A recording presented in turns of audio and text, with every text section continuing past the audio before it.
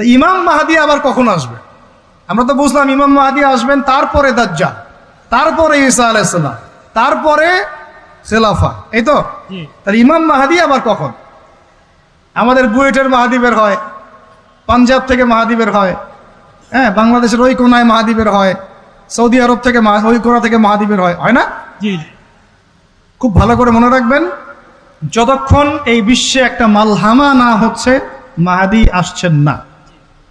কথা ক্লিয়ার?